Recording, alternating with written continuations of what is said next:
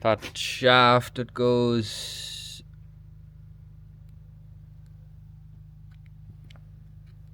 oh, new camera that I don't know how to use. That's a good job.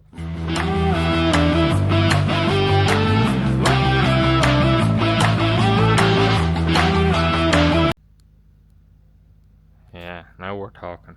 So as you've seen, we're working on the K2 dung spreader, and we've taken the gearbox off the side of it and we're working on the drive on the floor.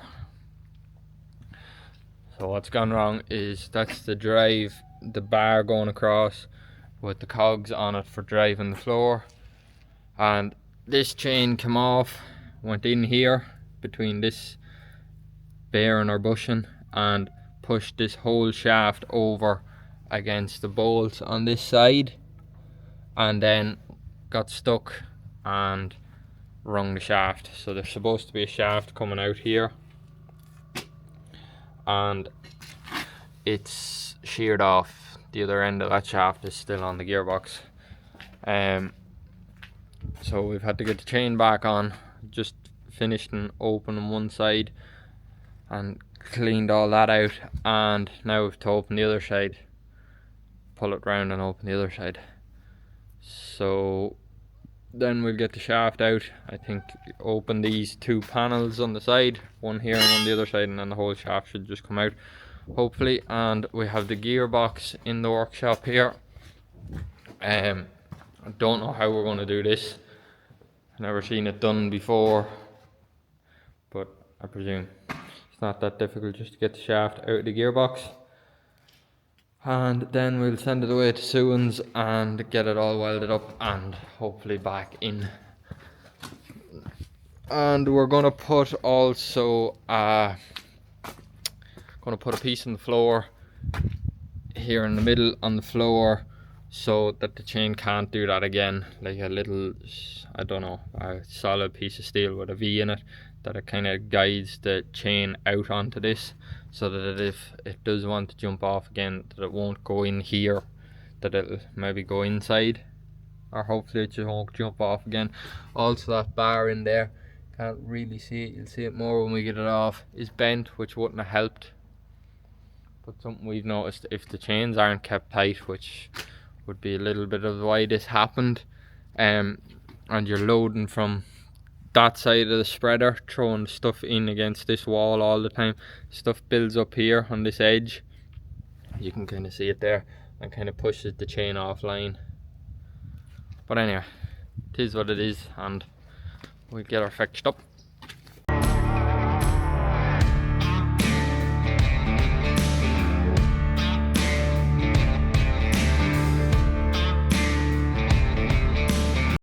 Yep.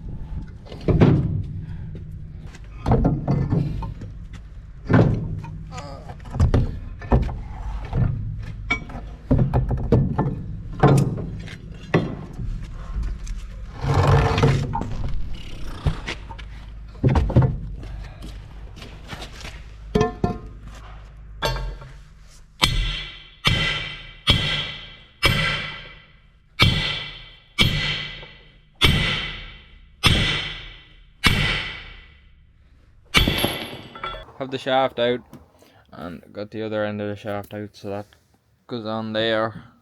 Wasn't actually as big a job as we thought it was going to be to get that out. And then there's the bar that's bent. So we get another one of them made up because there's not much straightening in that. So Dad's gonna go with them now soon, and hopefully they'll be back before too long. The spreader's all back together, and I wasn't here when the parts came back, so Dad put it back together, and there's no videos or pictures of it going back together. But anyway, the main end of the shaft, so what can be seen there, is all the same, original. And then out here, this shaft that comes through the gearbox, so from about the end of the gearbox to maybe, yeah, to the edge of this shaft is all a new piece of shaft, and it was just ground down and welded on, and then just put all back together. A couple of new bars put into it as well, and then I'll go inside here now. So we have some new bolts in the joiners, not on that side, but anyway, there's a double joiner there. That chain, don't know why there's a double joiner in it. Anyway, there is. And down this end then we have the new, don't know what you call it, a rail guide or chain guide, just to keep everything in place. So you can see that there's no room for the chain to jump out this side, and the same here, no room for the chain to jump out, so it comes in, and if it is out of line it'll push it back.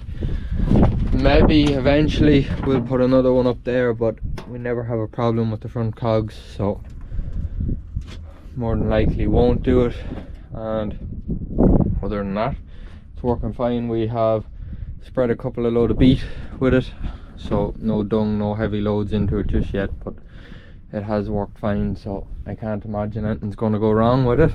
That's it for this video, and the weather is starting to pick up now, or has picked up a bit, so the land is getting a bit drier, so there'll hopefully be more field videos coming and machinery work coming, and a bit better of a mix between the workshop and being on the land. Thanks for watching.